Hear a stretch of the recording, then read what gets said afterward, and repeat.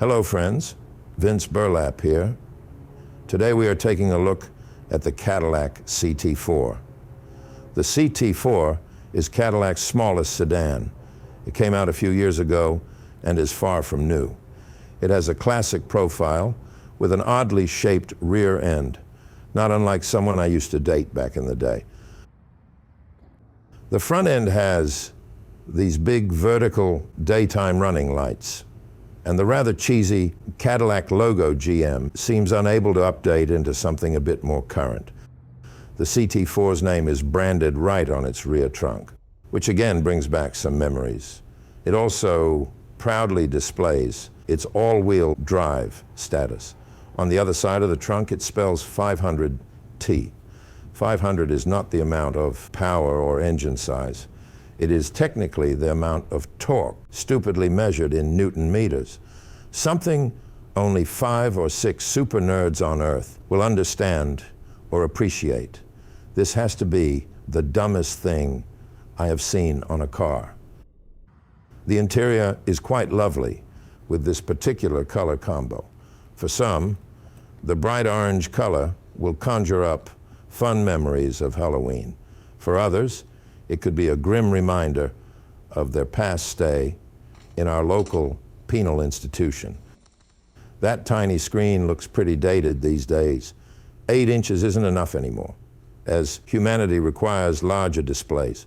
I mean, who could properly enjoy all these mind-numbing cat videos on such a tiny display? The pumpkin-colored stitching is a nice touch. It better be, since it is pretty much everywhere. No glass roof here. This is an old-fashioned sedan with an old-fashioned small sunroof. The 14-speaker Bose sound system is quite impressive, and my beloved Barry White albums were treated with respect. I like the metal finish here as well. Like myself, metal is quite a noble material. Nothing too fancy or futuristic inside, but everything works. Although it all looks like it's from a few years ago. But don't we all? As long as there is room for my little camera under the armrest, things are well in the world.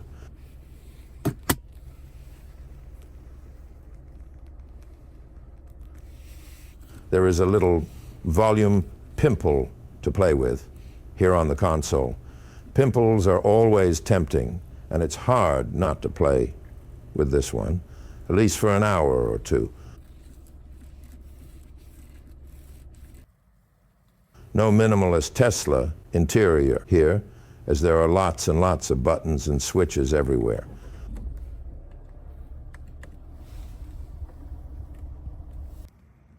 The rear seat is pretty comfortable once you get in, but it's not very roomy back there.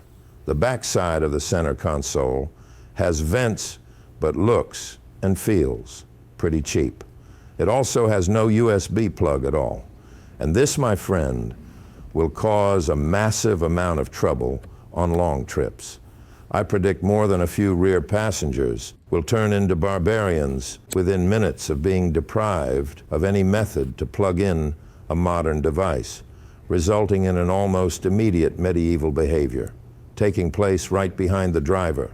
The basic lack of space could force rear passengers into a series of unpredictable, dicey, and unsavory exploits. The Cadillac CT4 can be optioned with GM's Super Cruise, where the car can drive itself on the freeway. Let's try it. Once you're in cruise control mode, you press this little button right here and presto. The green light across the steering wheel lets you know the car doesn't need you anymore, that you are no longer in control of your 3,500-pound hunk of metal hurling down the freeway at 60 miles an hour.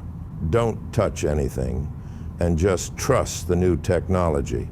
For people like me, who can't even trust their closest family members, this is a lot to ask. Here is the exit you might have missed. But who cares? And for God's sake, don't say anything. No matter what, do not anger the car by suggesting it might have made a mistake. Just like in the big house, you just learn to go with the flow.